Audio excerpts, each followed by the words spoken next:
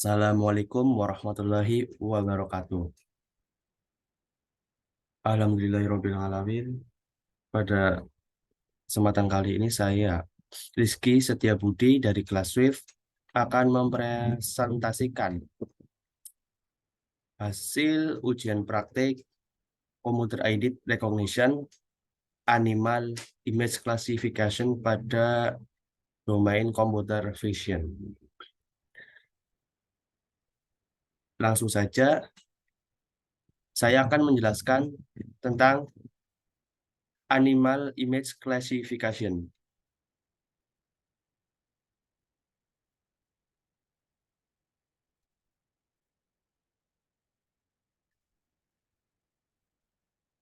Di sini untuk computer vision flow-nya kita ada beberapa step. Yang pertama ada data collection, yang kedua data pre-processing, yang ketiga feature extraction, keempat transformation, kelima modeling, yang keenam ada experiment design, yang terakhir ada result. Kemudian untuk latar belakangnya, kenapa computer aided recognition itu penting? Computer aided recognition atau yang disebut CAR penting karena dapat membantu mempercepat dan meningkatkan akurasi proses pengenalan pola dan objek secara otomatis menggunakan teknologi komputer. Computer aided recognition dapat digunakan dalam berbagai aplikasi seperti keamanan, kesehatan, transportasi, dan banyak lagi. Dengan teknologi computer aided recognition, kita dapat menghemat waktu dan tenaga yang dibutuhkan dalam proses pengenalan dan meningkatkan efisiensi dan akurasi proses tersebut. Yang kedua, bagaimana solusi Anda dalam membangun computer aided recognition?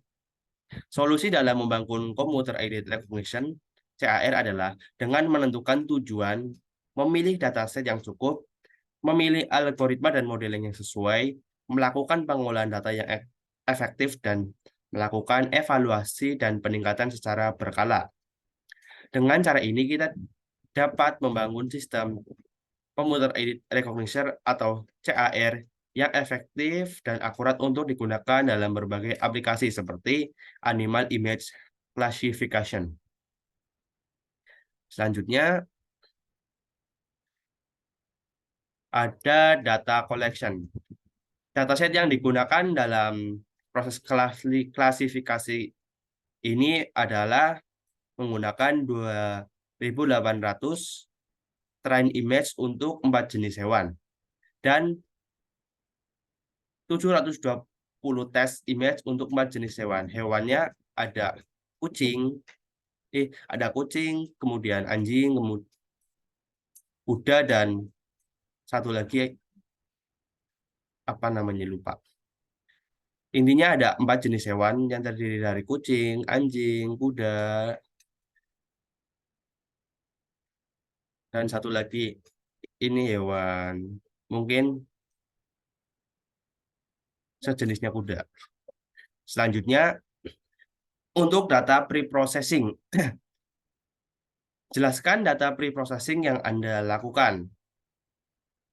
Untuk data pre-processing yang saya lakukan ada image data gen sama dengan TF Keras pre-processing image data generator rescale 1.255, rotation range 20, width shift range 0,2, height shift range 0,2, horizontal flip through validation split 0,2.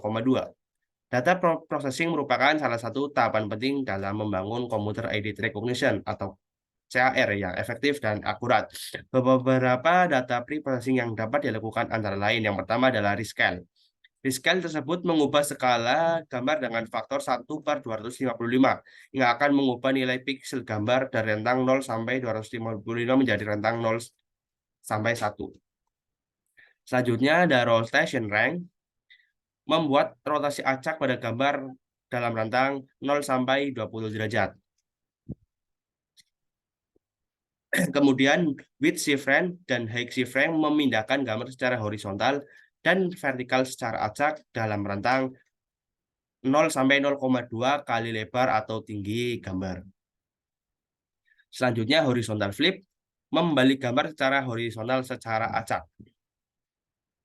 Yang terakhir ada validation split, yaitu membagi data menjadi data pelatihan dan validasi. Dalam kasus contoh ini, 20% data digunakan sebagai data validasi. Dengan menggunakan image generator, dapat dilakukan augmentasi data secara real-time dan secara otomatis, tanpa perlu menyimpan setiap gambar yang dihasilkan ke disk. Augmentasi dapat meningkatkan jumlah variasi data dan mencegah overfitting pada model pengenalan objek atau pola. Selanjutnya, modeling. Jelaskan secara singkat arsitektur CNN yang Anda gunakan. Arsitektur yang digunakan untuk pengenalan objek yaitu menggunakan MobileNet. MobileNet, arsitektur terdiri dari beberapa layar, yaitu ada MobileNet. MobileNet adalah layar awal yang menggunakan transfer learning dari model MobileNet. Layar ini bertindak sebagai ekstraktor fitur dan digunakan untuk mengekstraksi fitur yang penting dalam gambar yang akan diolah. Kemudian ada Global Average Polling 2 dimensi, adalah layer polling global yang mengambil rata-rata dari setiap fitur pada metrik fitur ekstraksi. Layer ini digunakan untuk mengurangi dimensi dari metrik fitur ekstraksi.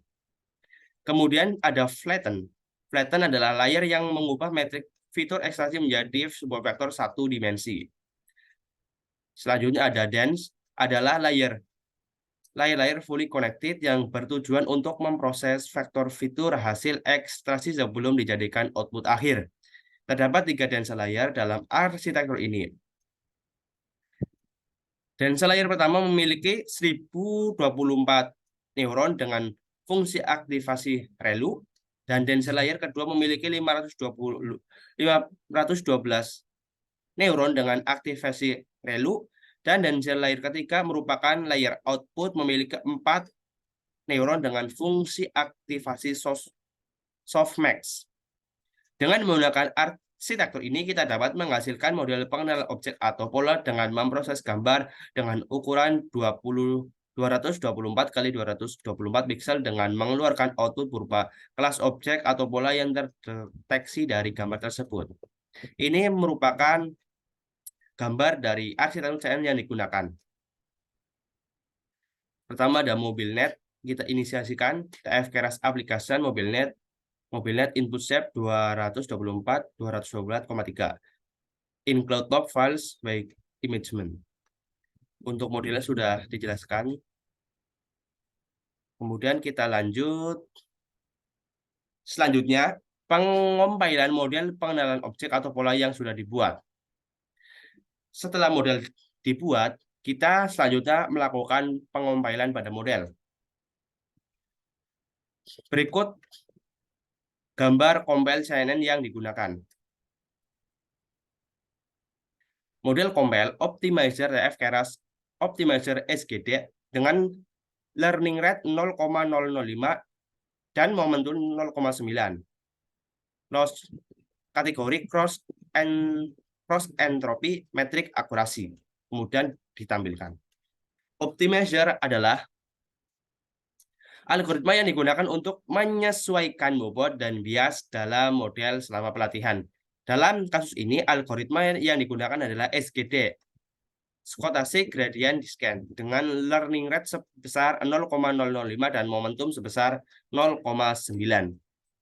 Kemudian loss adalah fungsi yang digunakan untuk menghitung selisih antara nilai prediksi model dengan nilai yang sebenarnya dari data pelatihan. Dalam kasus ini, fungsi yang digunakan adalah categorical cross entropy yang biasanya digunakan untuk tugas klasifikasi multi-kelas. Kemudian ada metrik. Metrik adalah metrik evaluasi yang digunakan untuk mengevaluasi kinerja model selama pelatihan dan pengujian. Dalam kasus ini, metrik yang digunakan adalah akurasi. Summary adalah metode yang digunakan untuk menampilkan ringkasan model termasuk jumlah parameter yang dapat diatur dan ukuran setiap layer. Selanjutnya, eksperimen desain. Pada eksperimen desain terdapat 3 pertanyaan. Yang pertama, optimizer apa yang Anda gunakan pada ujian praktek ini? Optimizer adalah algoritma yang digunakan untuk menyesuaikan bobot dan bias dalam model pelatihan. Dalam kasus ini, algoritma yang saya gunakan adalah SGD, Stochastic Gradient Descent, dengan learning rate sebesar 0,005 dan momentum sebesar 0,9. Kemudian pertanyaan yang kedua, berapa epoch dan batch size yang Anda gunakan? Dalam proses eksperimen ini, saya menggunakan model set dilatih sebanyak 29 epoch dan 59 epoch dengan batch size sebanyak 70. Menggunakan model training pada setiap learning yaitu backpropagation.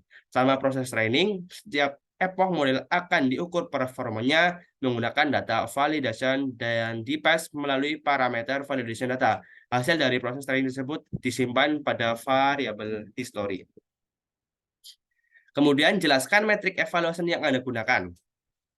Metrik evaluation model yang digunakan dalam melakukan evaluasi model menggunakan nilai loss dan akurasi pada model yang sudah dilatih. Fungsi model evaluan ValDS digunakan untuk mengevaluasi performa model pada dataset validasi atau ValDS, di mana nilai loss dan akurasi pada dataset tersebut akan ditampilkan.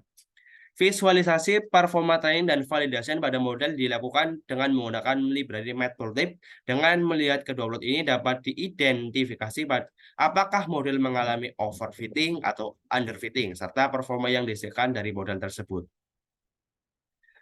Berikut hasil eksperimen. Yang pertama, leaderboard dan ranking pada Kaggle. Untuk ranking pada Kaggle sendiri, saya mendapatkan ranking ke-13 dengan akurasi sebanyak 0,97805.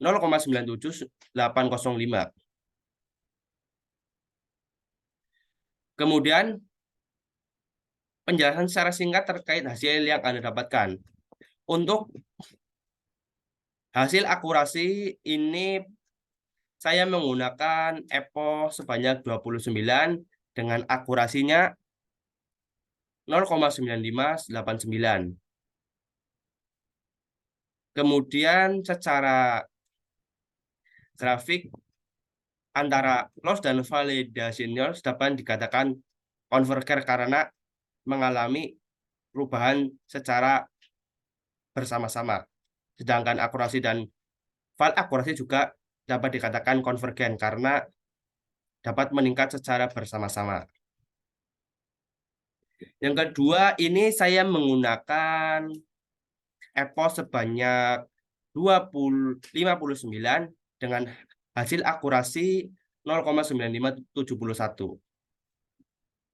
Untuk loss dan validation loss-nya pada grafik berikut masih sama, konvergen, tetapi nilai hasil akurasi pada submission itu lebih rendah daripada yang 29 epoch tersebut. Untuk akurasinya dan val akurasinya juga sudah konvergen. Hasil eksperimen untuk 29 epoch pada OVA Computer Vision version 5 mendapatkan sebanyak 97,805. Dan untuk yang menggunakan 59 epoch pada versi ke-17 adalah 0,97256. Hasil ini menunjukkan bahwa banyak atau sedikitnya epoch itu bukan menentukan hasil akurasi yang terbaik. Justru yang lebih kecil epochnya malahan mendapatkan akurasi yang cukup bagus ketimbang yang menggunakan 59 epoch. Untuk hasil submission akurasinya mendapatkan 0,97, lebih sedikit daripada yang 29 epoch. Selanjutnya kesimpulan. Kesimpulan Di sini terdapat dua pertanyaan. Yang pertama ada, jelaskan mengapa deep learning mampu mengenali image hewan secara baik. Yang kedua, apa limitasi atau kelemahan dari sistem AI yang Anda bangun? Oke, saya akan menjelaskan yang poin pertama dulu. Deep learning adalah teknik pembelajaran mesin yang menggunakan jaringan syaraf tiruan yang terdiri dari beberapa banyak lapisan layer untuk melakukan tugas-tugas tertentu seperti pengenalan pola pada gambar. Keunggulan utama deep learning dalam pengenalan gambar adalah kemampuannya untuk secara otomatis mengekstraksi fitur-fitur yang relevan dari gambar tersebut tanpa perlu menentukan secara manual fitur-fitur apa yang harus diekstraksi. Dalam kasus pengenalan gambar hewan, deep learning dapat mempelajari pola-pola yang ada pada gambar hewan yang berbeda-beda seperti bentuk, warna, ukuran, dan fitur-fitur lain yang unik pada setiap spesies hewan. Model deep learning yang dilatih dengan data yang cukup banyak dan bervariasi dapat belajar mengenali ciri-ciri khas dari setiap jenis hewan sehingga mampu mengenali dan mengklasifikasikan gambar hewan dengan akurasi yang tinggi. Selain itu, deep learning juga memungkinkan model untuk mempelajari hubungan-hubungan yang kompleks antara ciri-ciri hewan yang berbeda, sehingga mampu mengenali hewan yang sedikit berbeda dari contoh yang sudah dipelajari, seperti hewan dengan kondisi yang berbeda atau lingkungan yang berbeda. Secara keseluruhan, deep learning memungkinkan untuk belajar dari data dan mengenali pola-pola yang kompleks pada hewan sehingga mampu mengenali hewan secara akurat. Mengikuti beberapa alasan mengapa deep learning mampu mengenali image hewan secara baik. Yang kedua, apa limitasi atau kelemahan dari sistem AI yang saya bangun? Sistem AI pengenalan klasifikasi gambar hewan yang saya bangun memiliki beberapa limitasi atau kelemahan, seperti keterbatasan dalam mengenali variasi hewan, sensitivitas terhadap data latih, dan akurasi yang masih belum sesuai dengan yang diharapkan. Meskipun memiliki kemampuan yang baik mengenali gambar hewan, sistem AI pengenalan klasifikasi gambar hewan masih perlu dikembangkan dan ditingkatkan untuk mengatasi limitasi tersebut.